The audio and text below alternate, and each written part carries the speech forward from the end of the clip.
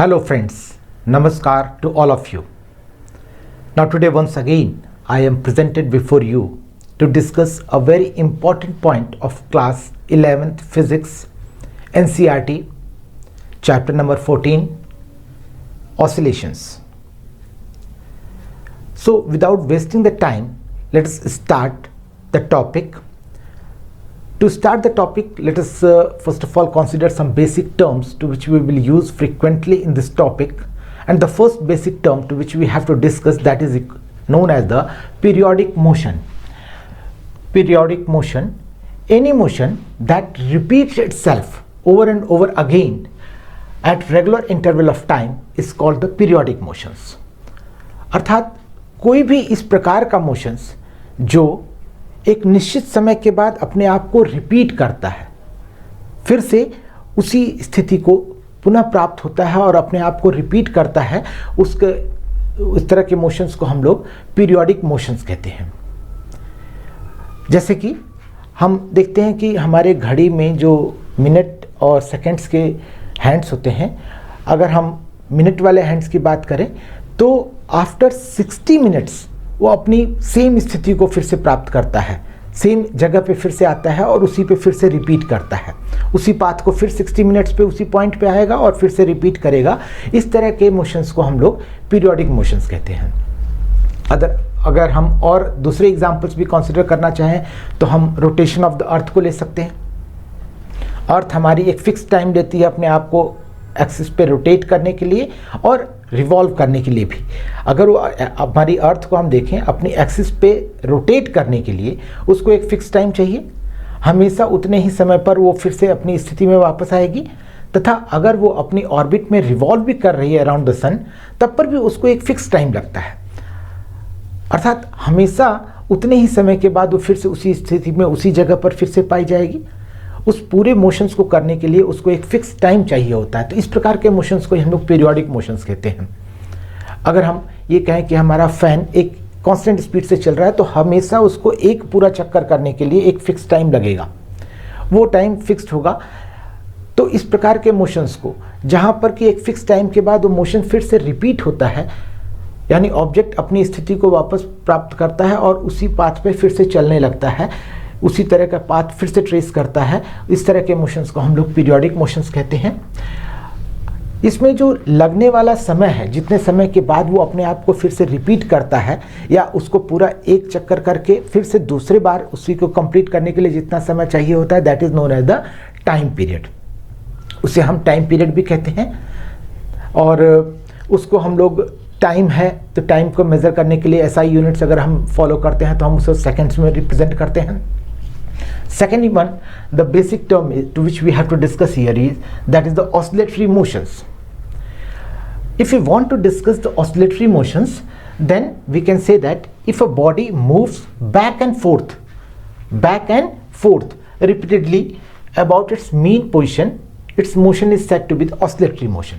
अर्थात अगर कोई भी वस्तु अपनी एक मध्यम स्थिति या जो माध्य स्थिति होगी, मीन पोजीशन होगी, उसके टू एंड फ्रो मूव करता है, आगे या पीछे, बैक एंड फोर्थ और to and fro we can say. अगर आगे पीछे मूव करता है तो इस प्रकार के मोशंस को हम लोग ऑस्सिलेटरी मोशंस कहते हैं। इसमें बड़ा अच्छे से समझने वाली बात है कि जब भी ऑब्जेक्ट अपनी रुकी हुई अवस्था में रहेगा, शांत अवस्था में रहेगा, तो वो एक मीन पोजीशन पे रहेगा, अपनी मीन पोजीशन पे होगा। उसके दोनों ही तरफ टू एंड फ्रो, दोनों तरफ वो एक निश्चित जगह तक जाएगा, फिर बैक करते हुए फिर मध्यम स्थिति तक आएगा और फिर दूसरी स्थिति में दूसरे साइड में मूव करेगा और फिर एक मैक्सिमम या एंड पॉइंट, एक्सट्रीम पॉइंट्स पे जाएगा, फिर से रिटर्न करेगा।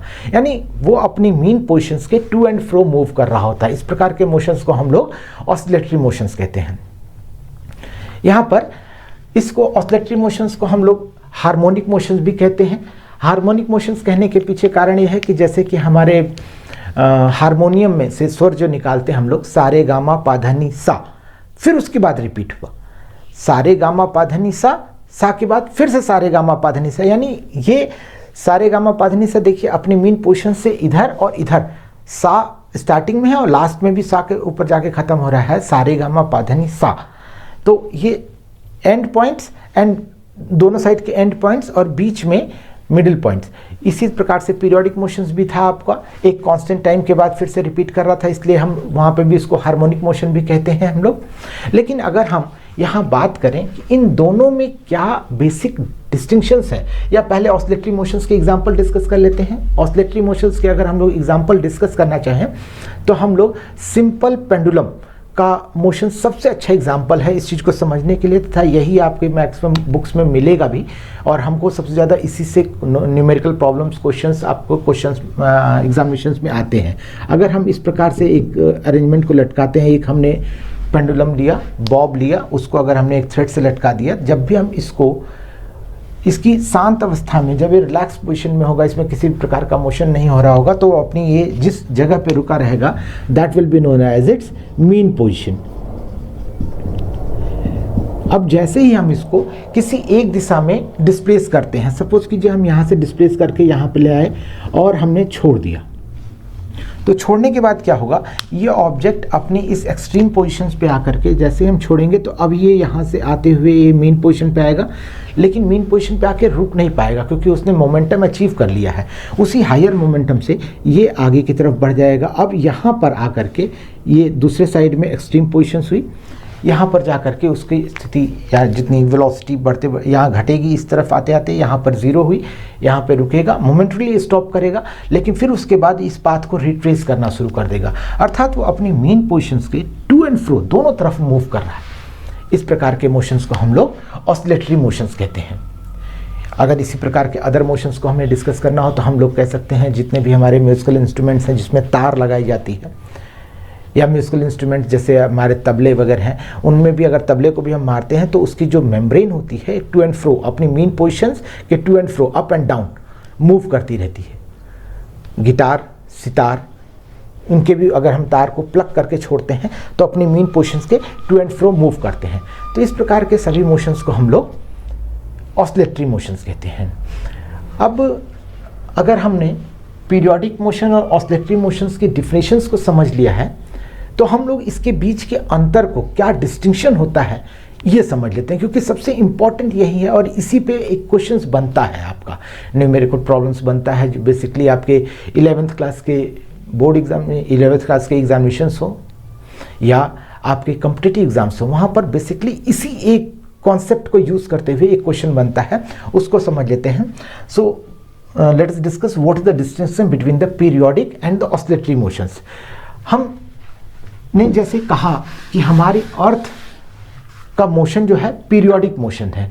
अर्थ का मोशन पीरियोडिक मोशन है क्योंकि अर्थ ये इस प्रकार से अपनी ऑर्बिट पे एक जगह पर, अगर हम कहें कि रोटेट कर रही है, रिवॉल्व कर रही है, सॉरी, अर्थ रिवॉल्व करते हुए यहाँ से यहाँ तक आ रही है, अगर हम कहें एक अपनी ऑर्बिट पे, सर्कुलर हम यहाँ पे ले रहे हैं सिंप्लिसिटी के लिए, अगर इस पे ये रोटेट करते हुए, रिवॉल्व करते हुए इस प्रकार से कर रही है, तो हम यहाँ देखते हैं कि इसको रिवॉल्व करने में, यहाँ से यहाँ तक आने में एक फिक्स टाइम लगेगा। हर 365 दिन के बाद वो अपनी स्थिति में फिर से वापस आएगी, एवरी 365 डेज, या हम एग्जैक्ट अगर कहें तो 365 दिन 6 घंटे 4 मिनट समय लगता है लगभग। उतनी देर के बाद ये फिर से अपनी स्थिति को अचीव करेगी। तो यहाँ पर लगने वाला समय फिक्स्ड है, यानी फिक्स समय के बाद वो अपनी स्थिति पे दोबारा आ रही है, इसलिए हम इसके मोशंस को पीरियोडिक मोशंस कह सकते हैं। तो क्या इसके मोशंस को हम लोग ऑसिलेटरी मोशन भी कह सकते हैं? हम देखते हैं कि इसके मोशन के दौरान कोई भी एक भी पॉइंट ऐसा नहीं है जिसको कि हम मीन पोजीशन कह सकते हैं, या हम ये कहें कि ऑब्जेक्ट इस मीन पोजीशंस के टू एंड फ्रो मूव कर रहा है।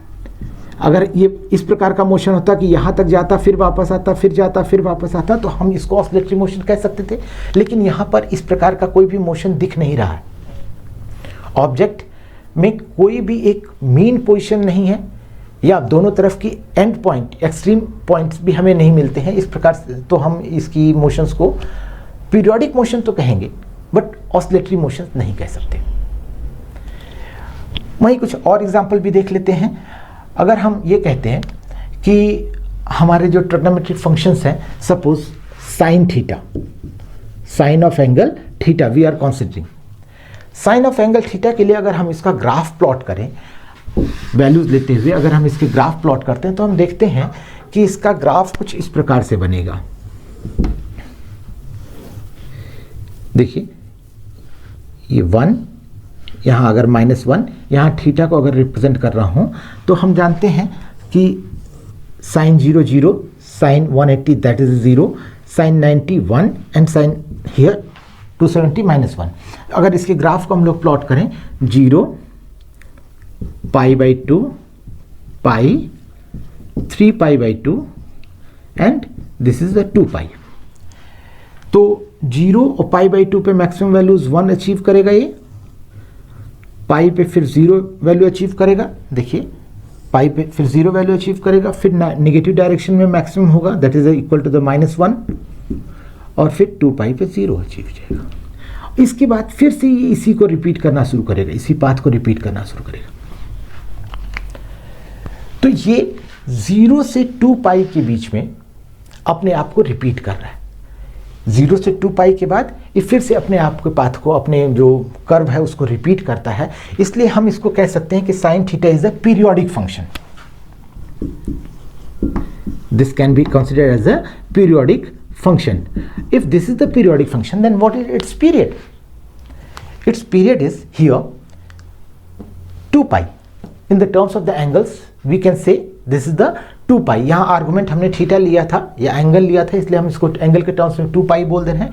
अगर यहाँ पे हमारा आर्गुमेंट टाइम के टर्म्स में होता तो हम यहाँ से यहाँ तक आने वाले समय को t बोल सकते थे। 1 कंप्लीट रोटेशंस में जितना समय लगा that is equal to time period, तो इसको हम लोग t बोल सकते थे। 0 to t हमारे आर्गुमेंट पे डिपेंड करता है कि हम कौन सा आर्गुमेंट यहाँ कंसिडर कर रहे हैं। तो ये हो जाएगा t/4, ये t/2, ये 3t/2 and this will be equal to complete t.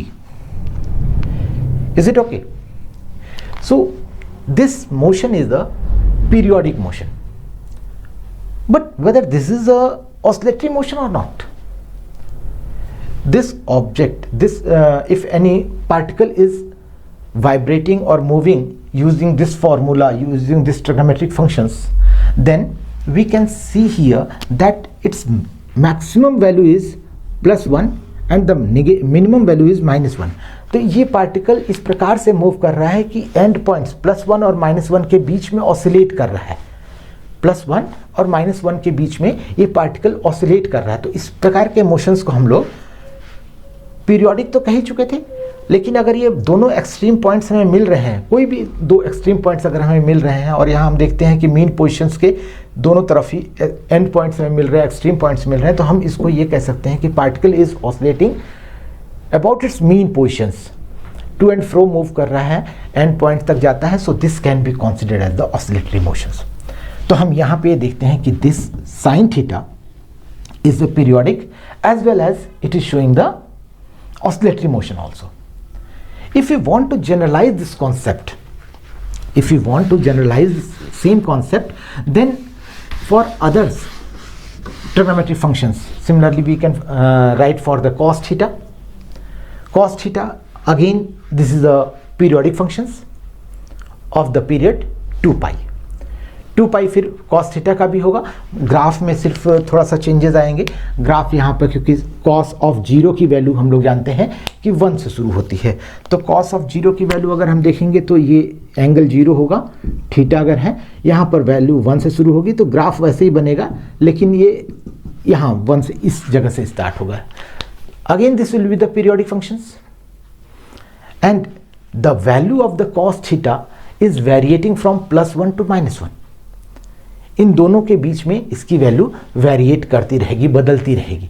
इसलिए हम इसको कह सकते हैं कि cos theta is the periodic function as well as cos theta और the function of the cos is oscillatory also. ये ऑसिलेटरी मोशंस को भी रिप्रेजेंट करेगा। तो कुछ फंक्शंस हमारे पीरियोडिक भी हैं, कुछ ऑसिलेटरी भी हैं। अगर हम इसको और अच्छे से समझते हैं, जैसे हमने यहाँ पे देखा कि ये फंक्शंस ऑसिलेटरी था, ऑसिलेटरी है तो पीरियोडिक भी है। साइन वाले में हमने देखा कि ये पीरियड, ये जो फंक्शंस था वो आपका ऑसिलेटरी था तो पीरियोडिक भी था। इस तरह से हम अगर इसको जनरलाइज करें तो हम क्या कह सकते हैं कि ऐसे सारे के सारे फंक्शंस जो कि ऑसिलेटरी मोशंस को शो करते हैं, all those functions which are the oscillatory, they are definitely, confirmly they are the periodic also. अर्थात सारे के सारे, इसको अगर हम मैथमेटिकली वेन डायग्राम के टर्म्स में अगर रिप्रेजेंट करें तो हम इस प्रकार से कह सकते हैं कि जितने भी आपके ऑसिलेटरी मोशंस हैं, ऑसिलेटरी मोशंस, वो सारे के सारे आपके पीरियोडिक मोशन को भी रिप्रेजेंट करेंगे। लेकिन जरूरी नहीं है कि इसका उल्टा सही हो, अर्थात हमारा जो फंक्शंस पीरियोडिक हो वो ऑसिलेटरी मोशन भी शो करेगा, ऐसा कोई जरूरी नहीं है। इसको अगर समझने के लिए हम मान लेते हैं कि अगर हम ग्राफ इस प्रकार से कंसीडर कर रहे थे, हमारा अगर एक ग्राफ हमने बनाया जो कुछ इस प्रकार से था,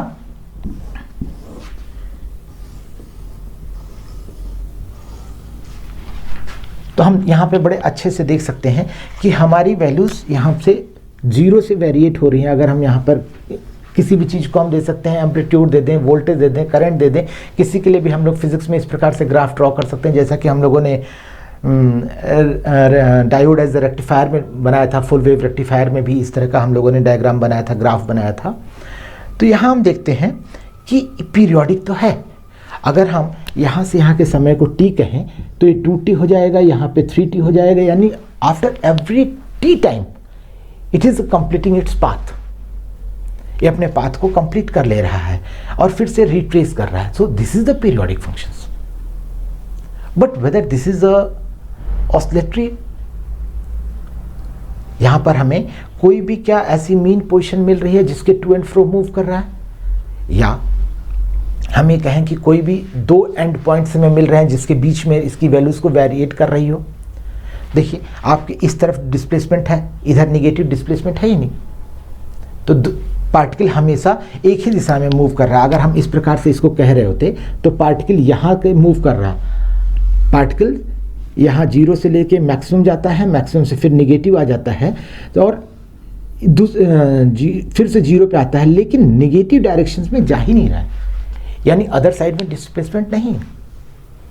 इसलिए इसके मोशंस को हम लोग पीरियोडिक तो कहेंगे, पीरियोडिक कहेंगे, लेकिन ऑसिलेटरी नहीं कहेंगे। इसलिए हम लोग अगर इस पूरे उसको जनरलाइज करते हैं तो हम ये कह सकते हैं कि all those motions which are the periodic not necessarily they will be the oscillatory motions. जैसे एग्जांपल यही था आपका कि ये पीरियोडिक है लेकिन ये ऑसिलेटरी मोशंस नहीं है।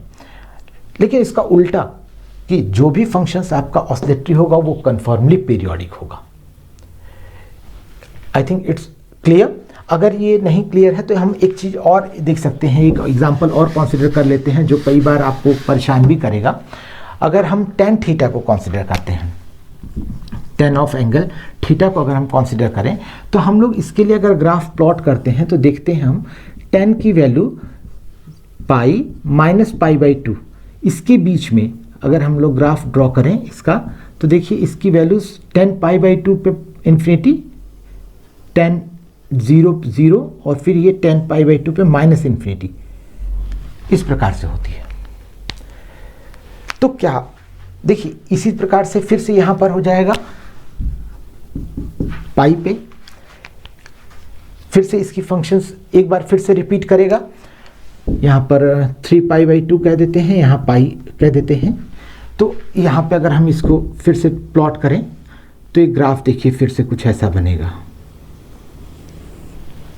तो ये हमेशा अपने आप को रिपीट तो कर रहा है, रिपीट कर रहा है, लेकिन कितने पे रिपीट कर रहा है, इसका पीरियड कितना होगा, पाई बाई 2 से लेकर के 3 पाई बाई 2 का, यानी पाई पे, यानी इसका पीरियड यहाँ देखिए पाई बाई 2, इधर पाई बाई 2 यानी पाई, यानी टाइम पीरियड इसका पाई होगा।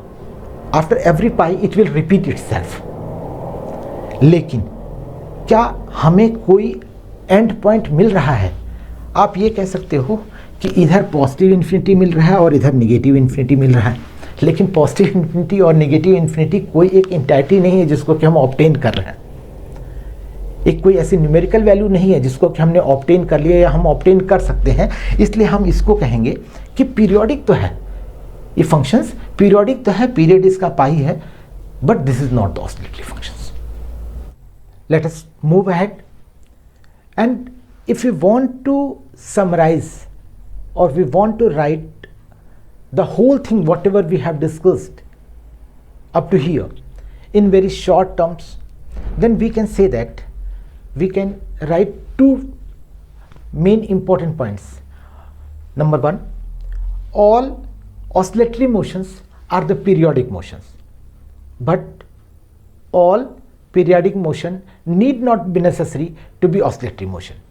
Point number one. And the second point, we can write all those periodic motions, वो सारे के सारे periodic motions, इंपॉर्टेंट है, पीरियोडिक मोशन होना चाहिए, वो सारे के सारे पीरियोडिक मोशन जो सिर्फ साइन या कॉस, कोई एक ही टर्म्स आएगा, साइन का टर्म्स में या कॉस के टर्म्स में हम उसको रिप्रेजेंट कर सकते हैं। और यहाँ पे पावर वगैरह नहीं आनी चाहिए, सिर्फ सिंपल साइन का टर्म हो या कॉस का टर्म्स हो।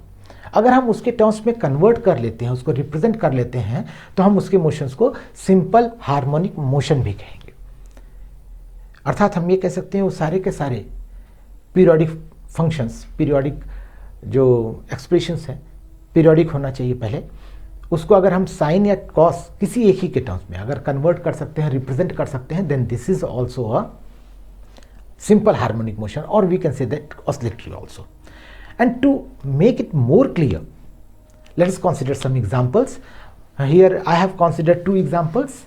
The example number one is, the question is, which of the following function of the time represents a periodic and second one non-periodic motions. Give the period for each of the periodic motions. अगर periodic है तब उसका हमें period भी बताना है। जैसे पहला हम लोगों ने example consider किया है साइन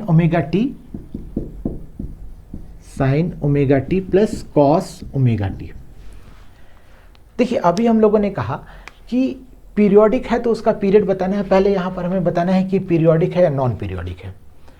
तो भाई पीरियोडिक और नॉन पीरियोडिक बताने के लिए हमने सिर्फ एक डिस्कस किया था कि हम ये कहते थे कि साइन ओमेगा टी, साइन का अगर टर्म्स है तो ये पीरियोडिक है, और उसी प्रकार से ये कॉस का है तो भी ये भी पीरियोडिक है, ये भी पीरियोडिक, पहला टर्म भी पीरियोडिक है, दूसरा टर्म भी पीरियोडिक है, तो हम इसको कह सकते हैं कि पूरा का पूरा फंक्शन हमारा पीरियोडिक है।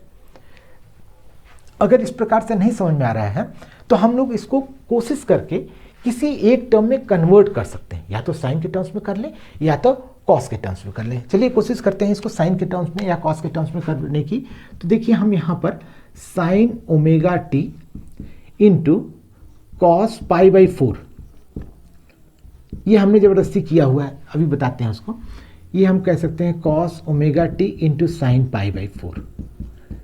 देखिए साइन पाई बाई 4 और कॉस पाई बाई 4 दोनों की वैल्यूज़ 1/√2 होती हैं, यानी यहाँ पे 1/√2 आएगा, यहाँ पे 1/√2 आएगा, तो हमने ज़बरदस्ती यहाँ पे इंसर्ट किया, तो हम इसको अंडर रूट से मल्टीप्लाई यहाँ दिखा देते हैं। भाई इसकी वैल्यू 1/√2 बनेगी, इसकी वैल्यूज़ यहाँ पर 1/√2 बनेगी, अगर हम इसको मल्टीप्लाई करेंगे तो इसके साथ होकर के कैंसिल हो जाएगा। लेकिन इसका फ़ायदा क्या हुआ, इसको अगर मल्टीप्लाई हमने किया तो इसका कुछ एडवांटेज भी मिलना चाहिए। ये देखिए sign A cos B plus cos A sine B के फॉर्मूले में कन्वर्ट हो गया। अगर ये उस फॉर्मूले में कन्वर्ट हो जाता तो हम इसकी जगह पे साइन ए प्लस बी रख सकते हैं, omega T plus pi by 4, अर्थात कि एक टर्म्स में कन्वर्ट हो गया, साइन के टर्म्स में कन्वर्ट हो चुका है। अगर ये पूरा का पूरा expression sine omega T plus cos omega T को सिर्फ और सिर्फ एक साइन के टर्म्स में हमने रिप्रेजेंट कर लिया, तो हम इसको कह सकते हैं कि this is a periodic functions. If this is the periodic functions, then we know that what is the period for this one sine. अगर थीटा के टर्म्स में होता तो हम लोग सीधे कह के निकल लेते कि 2 पाई होगा, लेकिन यहाँ पर ये है ओमेगा के टर्म्स में, sine omega T plus pi by 4। तो इसका पीरियड हम लोग कैसे कहेंगे, हम लोगों ने पहले ही पढ़ा हुआ था कि अगर sine omega T plus pi by 4, omega T का अगर टर्म्स आता है तो इसका पीरियड होता है 2 pi by omega. So we can say its periodic. First of all, what we can say periodic, and its time period is the 2 pi by omega. So I think this is clear now. Its period is 2 pi by omega and this is the periodic functions. अगर हम इतना भी नहीं करना चाहें तो हम सीधे सीधे यहाँ पर देखिए, एक तो ये तरीका हो गया, हम दूसरा तरीका अगर इसको फॉलो करते हैं तो हम ये कह सकते हैं साइन ओमेगा टी पीरियोडिक है, कॉस ओमेगा टी भी पीरियोडिक है। अगर ये दोनों पीरियोडिक फंक्शन से ऐड हो रहे हैं तो जो रिजल्टेंट हुआ वो भी पीरियोडिक हुआ। अब इसका पीरियड कितना बनेगा, साइन ओमेगा टी का पीरियड होता है 2 पाई बाई ओमेगा, इसका पीरियड भी होता है 2π/ω। तो जो इनका रिजल्टेंट वेव बनेगी, रिजल्टेंट फंक्शंस जो है, इस रिजल्टेंट फंक्शंस का जो टाइम पीरियड होगा वो भी 2π/ω होगा। Is it okay? So in this way we can write for this one sin ωt plus cos ωt. Similarly, let us consider for another example, that is equal to, second one example is the sin ωt plus cos of 2ωt plus sin of 4ωt. देखिए यहाँ पर हम जो पहले कर रहे थे वही काम फिर से कर सकते हैं, लेकिन हम यहाँ पर इसको पूरे को फिर से एक टर्म्स में कन्वर्ट करने की कोशिश नहीं कर रहे हैं। इतना करना, उसके बजाय हम दूसरा शॉर्ट ट्रिक अगर लगाते हैं तो हम कह सकते हैं साइन ωt ये पीरियोडिक है, कॉस भी ये भी पीरियोडिक है, यहाँ पर भी ये साइन है ये भी पीरियोडिक है। अगर ये तीनों पीरियोडिक हैं, तीनों या तीन से ज़्यादा भी अगर हमारे टर्म्स होते हैं अगर पीरियोडिक हैं, तो रिजल्टेंट जो फंक्शन है वो भी पीरियोडिक होगा। तो फिर से हमें उसे किसी एक टर्म्स में कन्वर्ट करने की कोई ज़रूरत नहीं, हम डायरेक्टली बोल सकते हैं कि the resultant waves, the resultant function is also the periodic function. Now the important thing is how we can find out the period. चलिए देख लेते हैं। अगर हम लोगों ने कहा था कि साइन ωt होता या हम कहते कॉस ωt भी अगर होता, तो इन दोनों का ही पीरियड आता है 2π/ω। 2π/ω आता है, तो हमारे यहाँ साइन ωt था, तो इसका जो पीरियड आएगा 2π/ω आएगा। 2π/ω अगर मैं इसको t कह देता हूँ, इसके टाइम पीरियड्स को t कह देता हूँ। अब यहाँ पर कॉस के टर्म्स में 2ωt है, यानी यहाँ पर 2ω आ रहा है, तो इसका टाइम पीरियड कितना होगा 2π/2ω। भाई यहाँ पे ओमेगा था तो ओमेगा लिखा था, यहाँ 2ω है तो 2ω लिख दिया, लेकिन इस 2π/ω को हम t बोल चुके हैं तो इसको t/2 बोल देते हैं, ये 2 वाला आगे नीचे, यानी इसका पीरियड sin ωt का t होगा, cos 2ωt का t/2 होगा, या हम 2π/2ω बोलें। और इसी प्रकार से साइन इस 4ωt के लिए अगर हम बोलें तो दिस विल बी 2π/4ω। 2π/4ω। तो अगर हम इसको कहते हैं 2π/ω को अगर हमने t कहा था तो ये t/4 हो जाएगा। I think it's okay.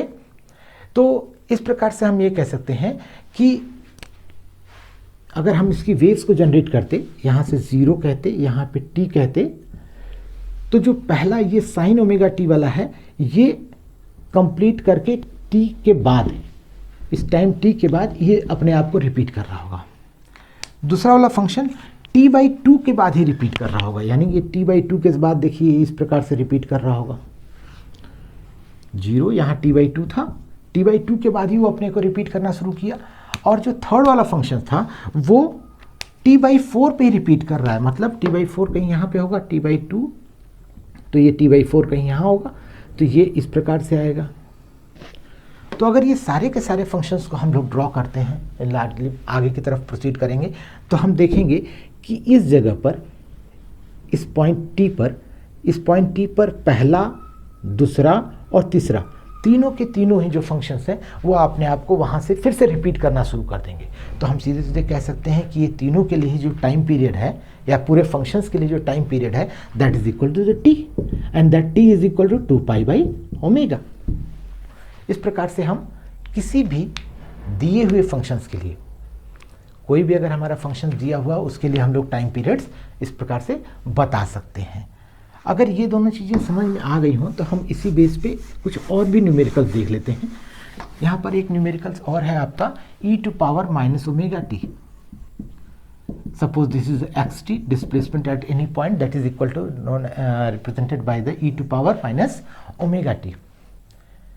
अब ये बताइए ये पीरियोडिक है कि नहीं। आप यहाँ पर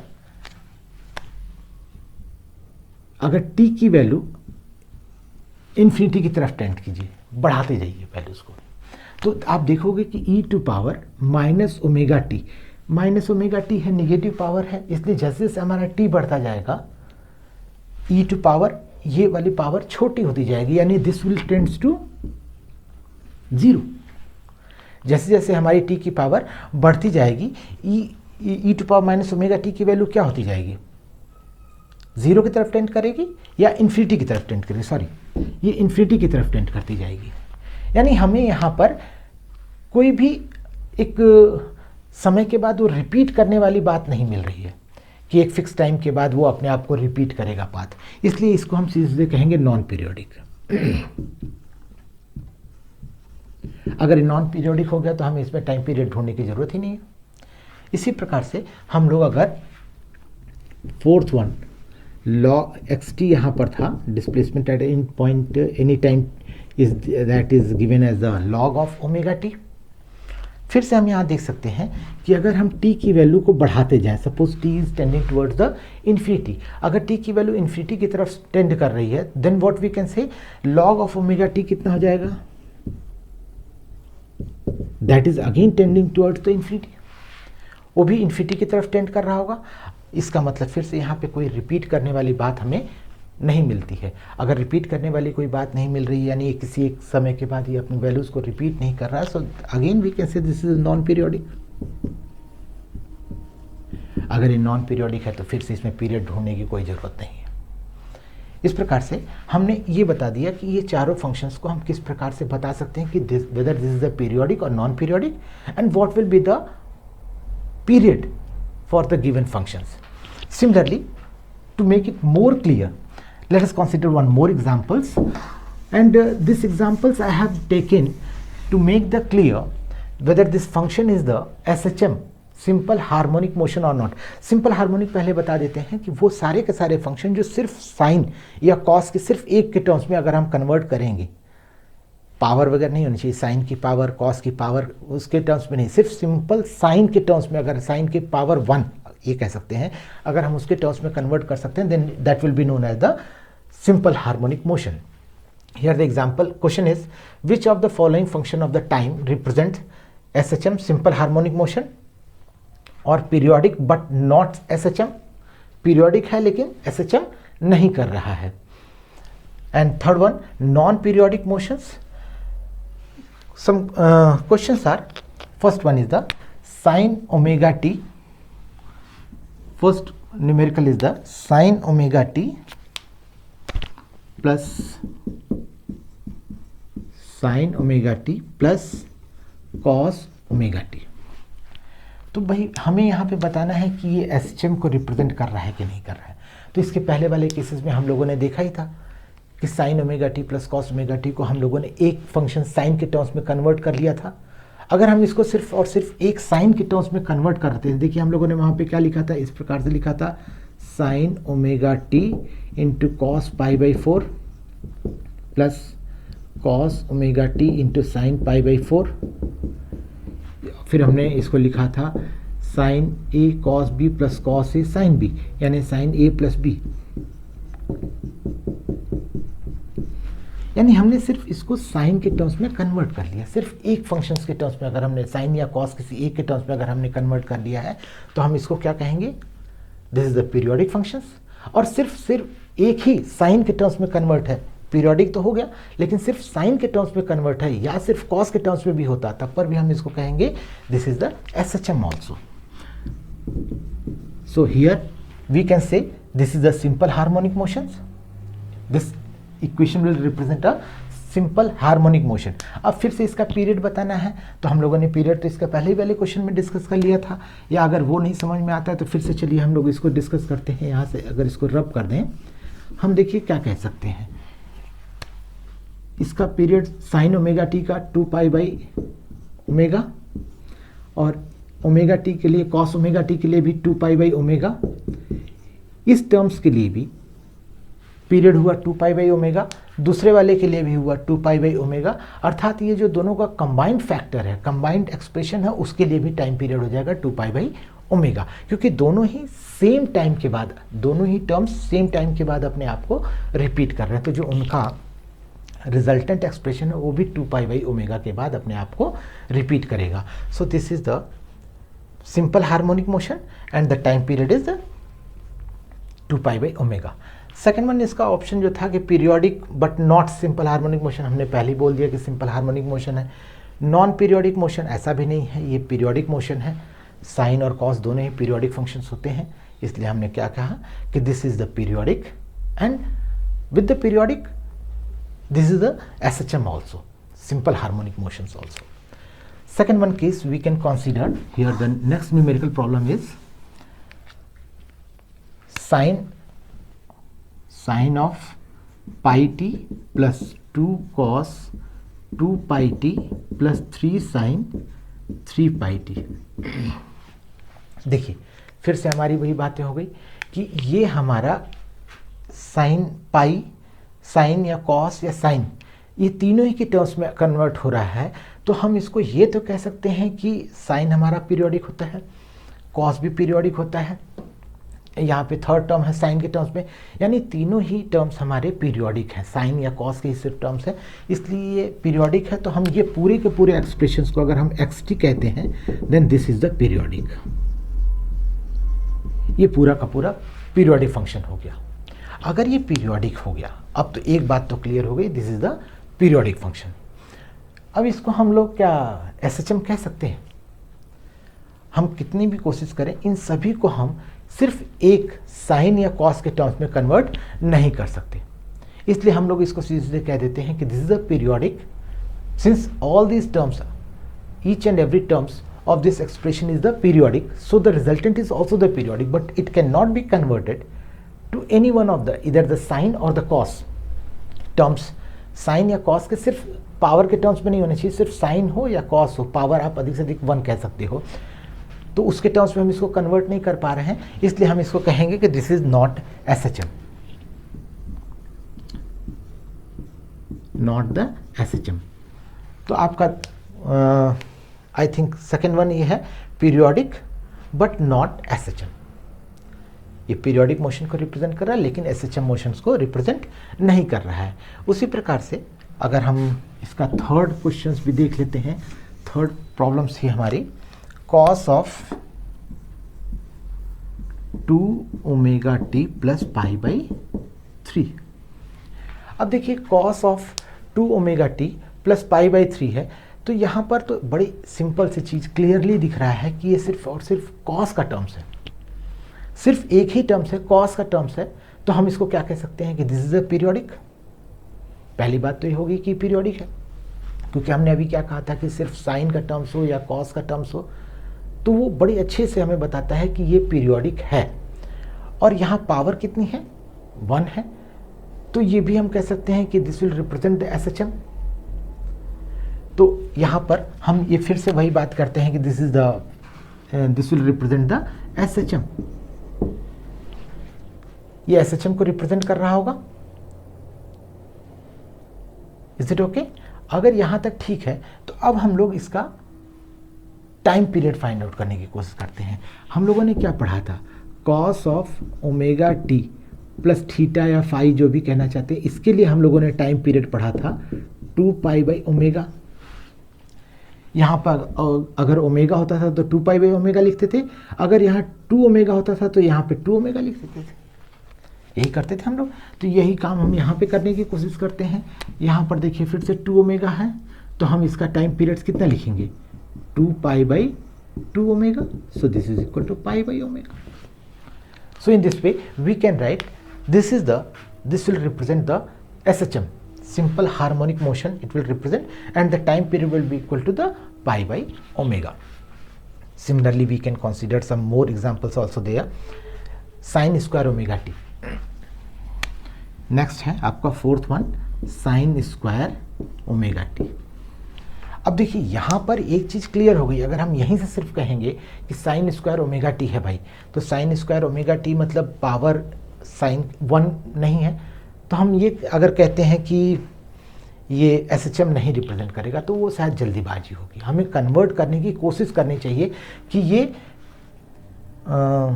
सिर्फ एक पावर में हो सकता है कि नहीं, साइन या कॉस के किसी एक पावर में ये कन्वर्ट हो सकता है कि नहीं। तो करने की कोशिश कीजिए। कैसे कर सकते हैं हम लोग इसको?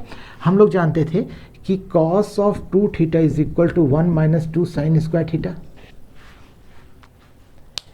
Cos of 2 theta is equal to 1 minus 2 sine square theta. तो यहाँ से हम लोग 2 sine square theta is equal to 1 minus cos of 2 theta बोल सकते हैं।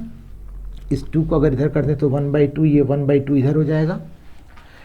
तो अगर हम इसको यूज़ करते हैं साइन स्क्वायर ओमेगा टी के लिए, तो हम बोल सकते हैं 1/2 minus 1/2 of cos of 2 theta, यानी यहाँ पे 2 ओमेगा टी इस टर्म्स में कन्वर्ट हो जाएगा। तो अब देखते हैं हम यहाँ पर कि पावर तो हट गई हमारी, ये सिर्फ कॉस के टर्म्स में कन्वर्ट होके आ गया। अगर सिर्फ कॉस के टर्म्स में कन्वर्ट होके आ गया तो हम इसको क्या कह सकते हैं कि this is the periodic functions. लेकिन ये सिर्फ कॉस के टर्म्स में आने के बाद कुछ और भी चीज़ें इसके साथ एडअप है, इसलिए हम इसको SHM नहीं कह सकते। अगर सिर्फ और सिर्फ साइन ये अगर इतना ही होता, सिर्फ इतना होता, 1/2 नहीं होता, तो हम इसको SHM कहते। लेकिन यहाँ पर 1/2 चूंकि है यहाँ पे, इसलिए हम इसको SHM नहीं कह सकते। लेकिन cos 2 ओमेगा टी को हम लोग पीरियोडिक बोल सकते हैं, इसलिए हम ये कहेंगे कि this is the periodic but not the SHM। और अगर ये पीरियोडिक हो गया तो इसका टाइम पीरियड निकाल लीजिए। टाइम पीरियड फिर से आप जानते हो cos 2 ओमेगा टी है। अगर ओमेगा टी होता तो 2π/ओमेगा, यहाँ पर इसको 2π/2 omega. So this is the π/omega. So in this way we can write its time period is the π/omega. Similarly, other problems are also there. We can consider them. One more problem is left over. Let us write out. Fifth one is the cos of omega t plus 2 sin square omega t. अब हम इनको convert करने, किसी एक terms में convert करने की कोशिश करते हैं। हमारा जो सबसे ज़्यादा ध्यान होना चाहिए कि इस पावर को हटाना है। पावर हमारे सिंपल 1 के टर्म्स में होनी चाहिए। साइन और कॉस रहे, उसकी पावर 1 के टर्म्स में कन्वर्ट हो जाए तो हम फिर से वही काम कर सकते हैं। हम लोगों ने अभी क्या पढ़ा था, cos of 2 theta is equal to 1 minus 2 sine square theta. तो यहाँ पे देखिए 2 साइन स्क्वायर ओमेगा टी मिल रहा है हमें, तो इसको 2 sine square theta can be written as 1 minus cos of 2 theta. So we can write here 2 sin square omega t, ये है। तो यहाँ पर हम इसको कह सकते हैं 1 minus cos of 2 omega t। यहाँ देखिए थीटा जो था उसी का डबल यहाँ आता था, तो यहाँ पे ओमेगा टी था तो इसका 2 ओमेगा टी आ गया। Is it okay? अब इसको देखने के बाद हम क्या कह सकते हैं, ये एक चीज़ तो क्लियर हो गई कि इसमें कॉस ये भी और ये cos 2 ओमेगा टी, ये दोनों ही के दोनों आपके पीरियोडिक फंक्शंस को रिप्रेजेंट करेंगे। अगर ये दोनों के दोनों पीरियोडिक फंक्शंस को रिप्रेजेंट करते हैं तो जो इन दोनों का, ये इंडिविजुअल अलग अलग पीरियोडिक फंक्शंस को रिप्रेजेंट कर रहे थे, तो इनका जो कॉम्बिनेशन होगा, कॉम्बिनेशन करने के बाद जो फंक्शन बनेगा that is represented by the xt, that will B also the periodic functions. लेकिन यहाँ पर देखिए इस दोनों के पीरियोडिक होने के बाद भी कुछ चीज़ें यहाँ पर जुड़ी हुई। ये 1 उसको सारा कुछ खेल का बिगाड़ दे रहा है। इस 1 के आने की वजह से क्या ये फंक्शंस अब SHM को रिप्रेजेंट करेगा? नहीं। जैसे ही ये कुछ और भी जुड़ जाता है, सिर्फ साइन हो या सिर्फ कॉस हो का एक टर्म अगर आता है, यहाँ पर साइन और कॉस में हम एक टर्म में कन्वर्ट करने की कोशिश कर सकते थे, लेकिन यहाँ पे 1 ही आया हुआ है, जिसकी वजह से हम ये कह देते हैं कि ये SHM को रिप्रेजेंट नहीं करेगा। ये दोनों चूंकि पीरियोडिक है इसलिए पीरियोडिक मोशन को रिप्रेजेंट करेगा, लेकिन SHM को रिप्रेजेंट नहीं करेगा। अब इसका एक एक का हमें टाइम पीरियड भी निकालना है, हमें पूरे के पूरे दिए हुए फंक्शंस का टाइम पीरियड निकालना है। तो हम ये कहते हैं कि cos ओमेगा टी के लिए टाइम पीरियड कितना होता है, 2π/ओमेगा। हम लोगों ने पहले से पढ़ा, वो कई बार अभी इसी को पढ़ लिया। उसी प्रकार से cos 2 ओमेगा टी के लिए टाइम पीरियड कितना हो जाएगा, that will be equal to 2π/2 omega. यहाँ 2 ओमेगा दिया हुआ था भाई, इसलिए यहाँ पे 2 ओमेगा लिख दिया।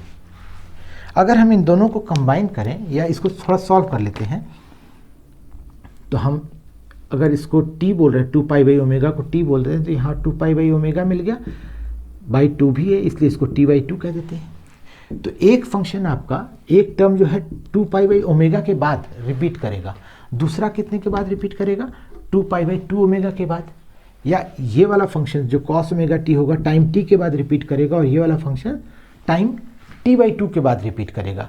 तो इसलिए हम ये कह सकते हैं कि दोनों फंक्शन मिला के कितनी देर में रिपीट कर रहे होंगे, दोनों के लिए एक साथ अगर हम टाइम पीरियड की बात करें तो टी बाई 2 हो जाएगा जो मिनिमम है, इन दोनों का जो मिनिमम होगा, यानी 2 पाई